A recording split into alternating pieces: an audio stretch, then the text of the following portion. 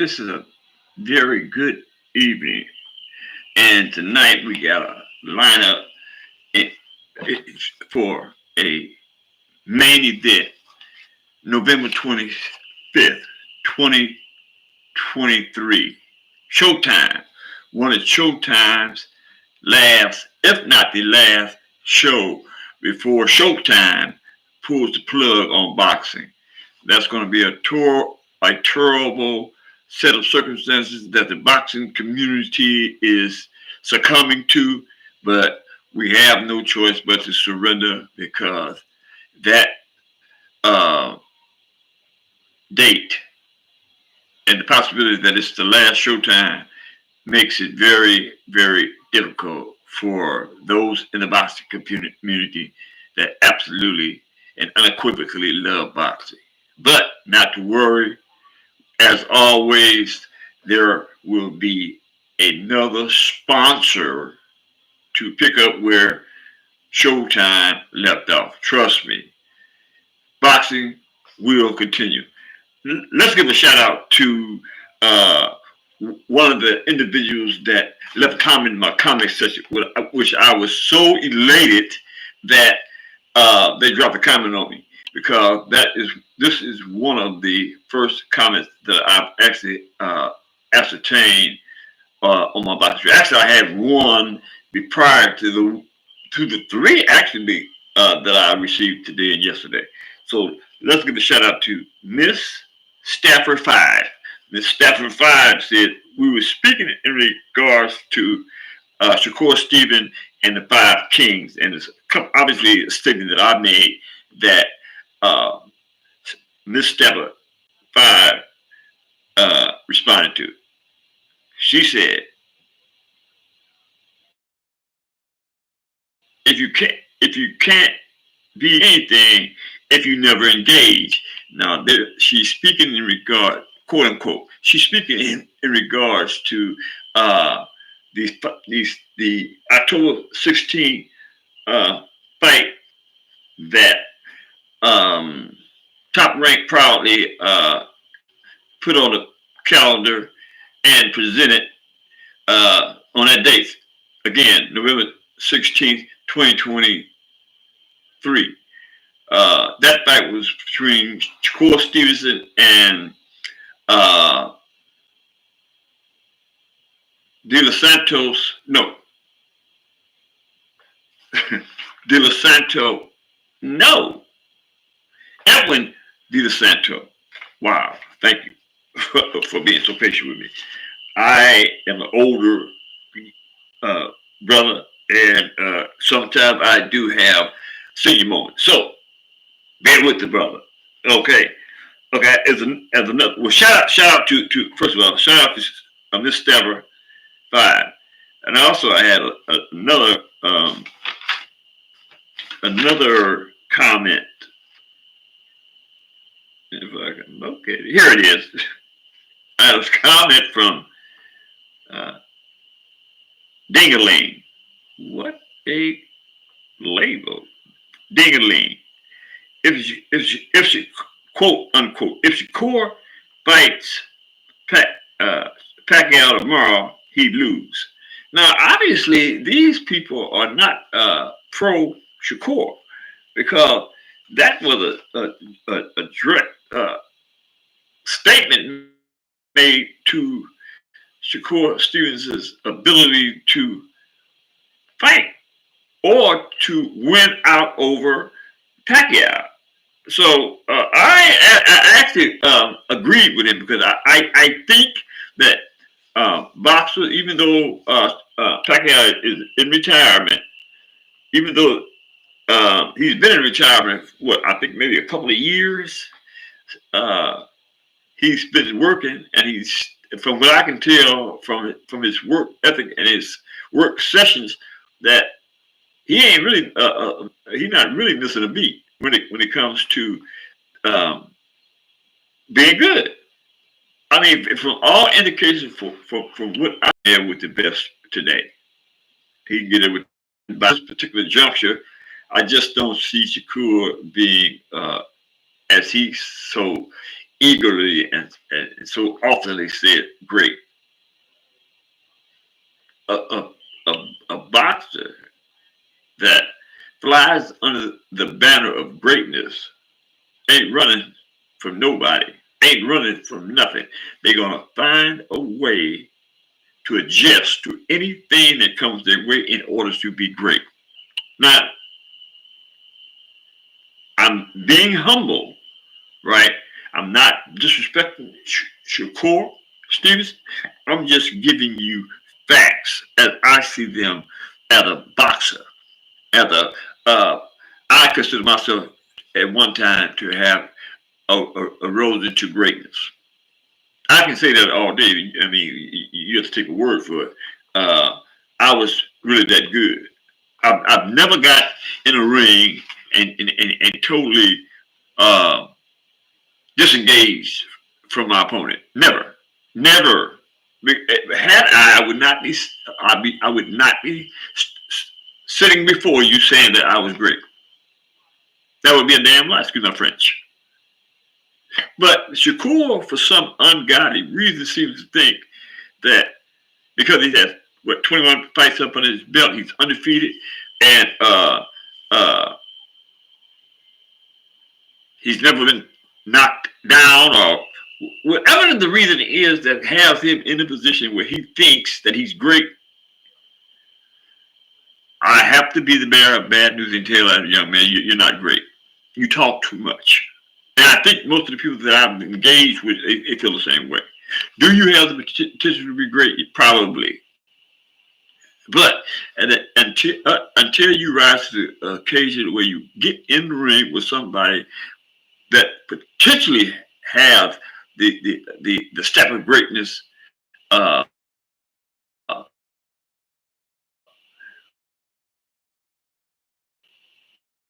association, just keep boxing, get better, and don't say nothing. Because you can't really impress nobody with running your mouth. You got to go there. You have to put these things up, throw some hooks and some jabs, and pivot, right? Not run, pivot. You know what I mean? So that's all I really want to say on that. But and like I'm saying, I ain't really mad at you, Shakur. I'm just upset with the way you treat boxing. You feel me? So let's get back to the main event. David Benavidez and Demetrius Andrade. Hey, look, contrary to my prediction, and that was, I believe, was a 50-50 fight, and that is because both of these dudes are great. These two boxers are actually the type that you would call boogeyman, because nobody in that division, in the super middleweight division, wants to fight either one of these dudes. Why is that? Did anybody take the time to entertain the notion of why doesn't anybody want to fight Demetrius Andrade or David Benavidez? Think about that. Man, them cats is good. They're great. They great, man. Anytime the two great cats come together, right? After everybody in that division has literally Canelo, Alvarez included, has been ducking these dudes, ducking, quack quack quack quack quack quack. You feel me? They're ducking him. Right, and the ones that are worthy enough to get in the ring with, they just beat him up, knock him out, send him on their way. They are the functional equivalent of what you call great. So on November 25th, that's like I want to say 3 days from now, we're gonna have a great fight. That's gonna be a great. No, that's gonna be a great fight, man. You know what I mean? It's gonna be two clever boxers that's gonna do everything in their power to win. And the outcome of this fight is going to be humongous. I'm really excited for this because there has been good fights along the way, right? But this one rises to the occasion of a must see. Everybody gotta want to see this fight because you got two goats, potential goats, right? Going in the ring to try to beat the other goats' brains out. And David Benavidez has stepped up to the plate and said he believes he's gonna stop it. Ooh, could you imagine Boo Demetrius Boo Andrade getting stopped? I mean, look, I really put my analytical hat on the other day and look and watch Boo Boo, right? Looked at his movements, right? His skill set, you know what I mean? And I keep saying stuff like this, but y'all say, oh man, I old dude. Man, look, Boo Boo reminds me of me. You know what I mean? Boo Boo reminds me of me in the sense that it's about sticking and moving. You know what I mean? Sticking. Now you ain't. Not in your face. Right? Floating like a butterfly, stinging like a bee. That means that he has ascertained in his arsenal the ability to put himself there in front of his opponent and then take himself away and to get off. You know what I mean? Can you? Well, I guess you can. You know, you can imagine that because most of you people that are close to being my age, you've seen Muhammad Ali, you've seen Sugar Ray Leonard, you've seen Floyd Mayweather, you've seen Floyd Mayweather's uncle, Roger Mayweather. Right, these dudes was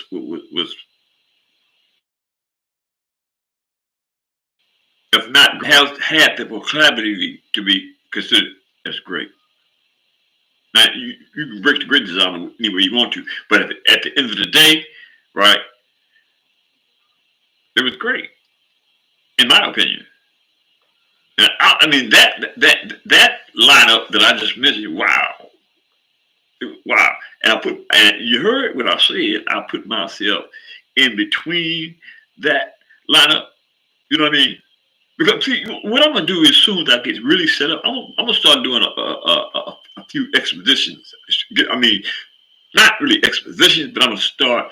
At my age, I'm gonna start showing you certain things about dedication to the sport, right? In reference to movements and shot and punches and the feet and the lateral movement, the pivot. You know what I mean? You got to have all that on in your arsenal. What I'm trying to say to y'all is, I never want to get hit, so I had to have a lot of wind and the ability to punch and not get punched.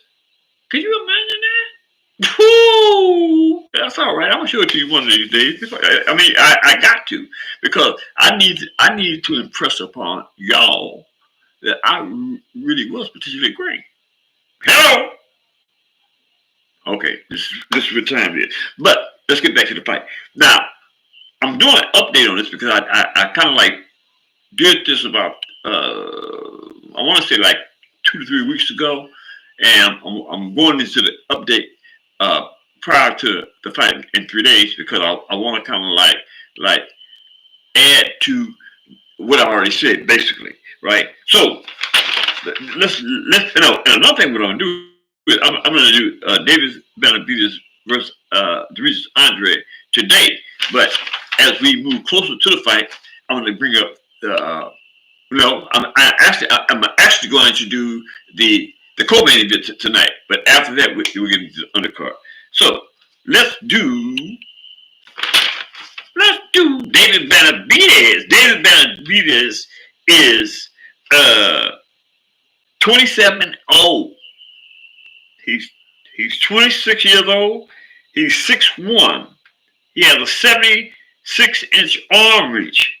He's a right-hander. He had 23 KOs, no defeats, no draws, and he has no stops. He ain't never been stopped. Damn, Benavidez is tough, to say the least. Right? He's a super middleweight, and he holds the WBC middleweight champion belt. Now, I think it's a secondary belt. Yeah, that's a secondary belt. But he does possess. I think he holds two belts. Now, which one? I'm really not sure. I want to go to tell the story. But I do know he has two belts. I'm not sure how the rankings are with the belts. I know one of them is the secondary junior middleweight champion, WBC junior middleweight secondary champion, right? He's a world champion, but he's not the main champion, because we already know that Alvarez is the main champion. So, but let's go to Demetrius. Demetrius Andrade is 32-0. He's 35 years of age, and this is going to be really interesting when they get in the ring.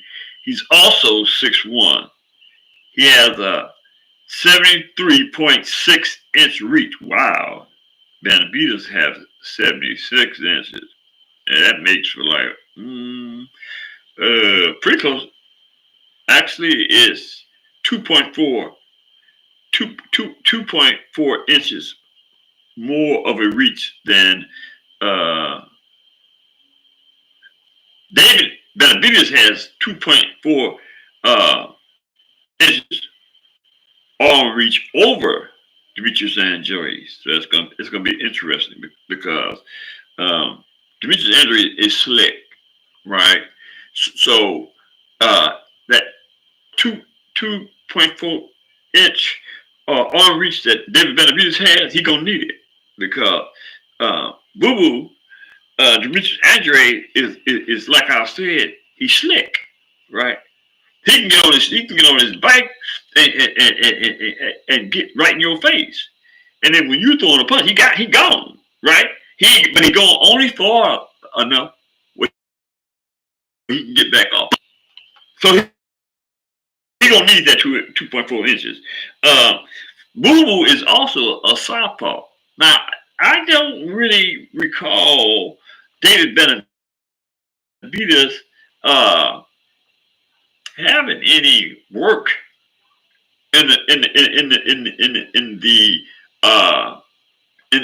reference to an opponent. He might have to work with a southpaw working out, right? But I can't recall an instance where he's been in the ring competition wise with a southpaw. Wow, and that's kind of interesting. But nevertheless, David Benavidez he ain't tripping. He going for the knockout, right? And the way that he's convinced himself that he's that good, I don't know. I just don't know. I've already said what I thought. I thought it was a 50-50 fight. Either fighter can win that fight at the end of the day, right? So we just have to wait and see. So he's a southpaw. He got 19 wins by knockout. Damn, that's pretty good. Both of it is pretty good rankings and ratings in the knockout area. Yeah. I think I need to also say, Boo Boo, Demetrius Andrade is a two-time Olympic, I believe, gold medalist, right? Before he turned pro. And from all indications, I mean, he came up tough in life, right? And so I think he translated the situation he was in growing up into boxing skills, right? And that's just another psychological way way that you can push yourself into being the best you can be to get to develop to get the outcome a person like Andrade, no, excuse me, Demetrius Andrade has got over the years. And so yeah. So this is gonna be, like I said, a great fight. You know what I'm saying? The fans have been clamoring for years for a fight of this magnitude. Yes, yes, I will say, uh, Clarence, no, excuse me, Torrance, Crawford, Bud Crawford, Torrance Blood Crawford, and am I having another senior? Spence. That was a good fight also. It was a good fight also. But this one, I think, rates a little bit above Crawford versus Spence. So let's do the undercard, which is another exciting fight. I mean, Showtime is going out with a bang. The Showtime on this one is going out with a bang. The undercard, the co-main is featuring Jemall, Lions Only Charlo, and Jose Benavidez. Now check this out here. Jose Benavidez is talking really. I'm gonna win. I'm winning this. He's talking win. You know what I mean? I mean, when a boxer disciplines himself in his workout sessions to believe that he gonna really win, it's gonna be really difficult to beat him. Now, I'm not saying that he gonna win. I'm saying in his mind he has disciplined himself in the psychological sense and in the physical sense to whoop Jemall Charlo. But Jemall Charlo, on the other hand, is saying, I'm using everything that he says that is disrespectful to me. I'm taking that in the ring with me, and I'm gonna hurt that boy. Basically, that's what he's saying, right? The stats: Jemall Charlo is 32-0. Damn, he got 32-0. He's 33. He's 6 feet tall. His arm reach is 7.6. He's orthodox. He's a right-hander. He got 22 wins by KO. Now, that ain't bad either. That ain't bad at all. Jose Benavidez is 28. No, excuse me. It's 31. He's 6'2". Damn, I thought, yeah, well, he's 6'2". He got 2 inches on old boy too. His arm reaches 72.8. He's orthodox as well, a right-hander. He got 17. I'll take that back. He got 19 wins by KO. He's 28-2-1. Once he lost to Torrance Blood Crawford, and he lost to Mikey Garcia? No, Danny Garcia. He lost to Danny Garcia. So these two are the co-main event. David Benavidez's brother, Jose Benavidez, and Jemall Charlo's twin brother are the co-main events. It's going to be a good one too. So get your tickets, man, because this is going to be a good fight. It's going to be this.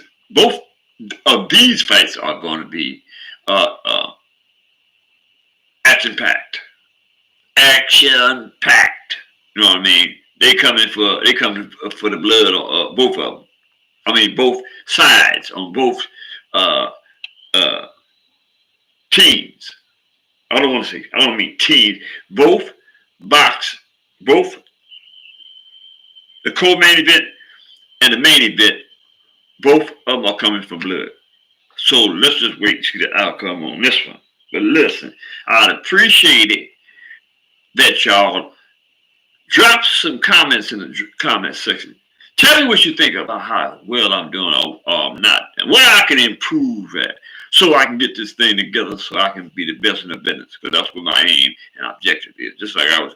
All right, yeah, you don't get tired of me saying it. Just like I was good when I boxed, I want to be good as an analyst, as a reporter, and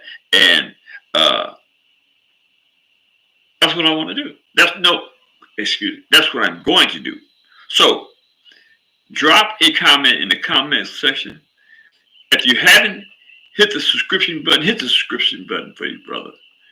Hit the like button and continue to follow me as I go forward and do the good work for the people.